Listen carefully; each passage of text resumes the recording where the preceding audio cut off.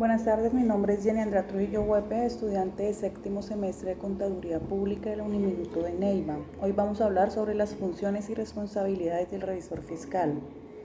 Antes de iniciar las funciones, a que hablemos de las funciones del revisor fiscal, es necesario entender quién es esta persona y a qué se dedica. Un revisor fiscal es un profesional de la contaduría pública capaz de dar fe pública sobre la razonabilidad de los estados financieros, validar informes, dar conceptos y observaciones para promover el buen funcionamiento de una empresa.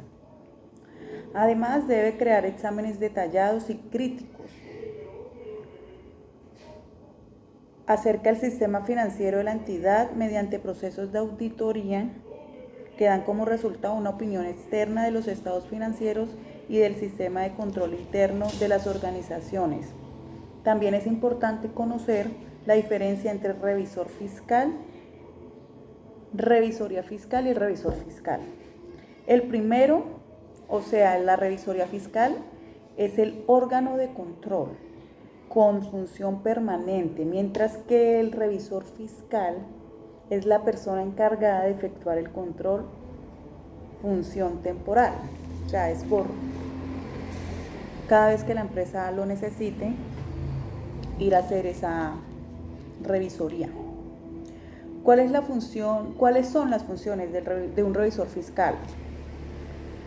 Estas funciones se encuentran establecidas en el artículo 207 del Código de Comercio así. La primera es cerciorarse de que las operaciones que se celebren o cumplan por cuenta de la sociedad se ajustan a las prescripciones de los estatutos, a las decisiones de la Asamblea General y de la Junta Directiva. El segundo es dar oportuna cuenta por escrito a la Asamblea, Junta de Socios, a la Junta Directiva o al gerente, según los casos, de las irregularidades que ocurran en el funcionamiento de la sociedad y en el desarrollo de sus negocios.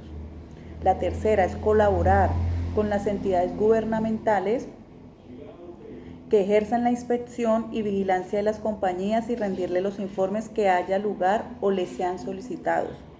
La cuarta es velar porque se lleven regularmente la contabilidad de las sociedades y las actas de las reuniones de la Asamblea, de la Junta de Socios y de la Junta Directiva, porque se conserven debidamente la correspondencia de la sociedad y los comprobantes de las cuentas, impartiendo las instrucciones necesarias para tales fines.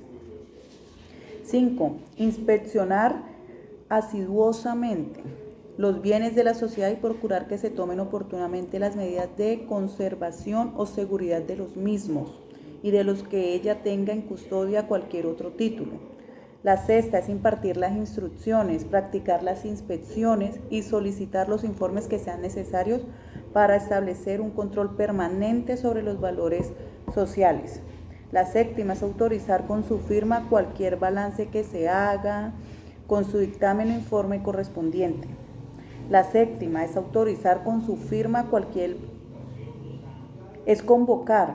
vamos en la octava, convocar a la Asamblea o a la Junta de Socios a reuniones extraordinarias cuando lo juzguen necesario, cuando necesitemos dar una instrucción o hacer una observación. La novena es cumplir con las demás atribuciones que le señalen las leyes y los estatutos y las que, siendo compatibles con las anteriores, le encomiende la Asamblea o Junta de Socios. Es muy importante ir de la mano de ellos, que ellos también sepan lo que uno va haciendo. La décima es reportar a la Unidad de Información y Análisis Financiero las operaciones catalogadas como sospechosas en los términos del literal D, del numeral 2 del artículo 102 del decreto y ley 663 de 1993 cuando las adviertan dentro del giro ordinario de sus labores. Ahora vamos a hablar de la responsabilidad del revisor fiscal. La responsabilidad civil y penal. La civil se mencionan en el artículo 211 del Código de Comercio y el cual indica que el revisor fiscal responderá de los perjuicios que ocasiona a la sociedad, a sus asociados y a terceros por negligencia o dolo en el cumplimiento de sus funciones. Y la penal está determinada en el artículo 42, 43 y 45 de la Ley 222 de 1995. Esta es prisión de 1 a 6 años quienes o con pleno conocimiento a.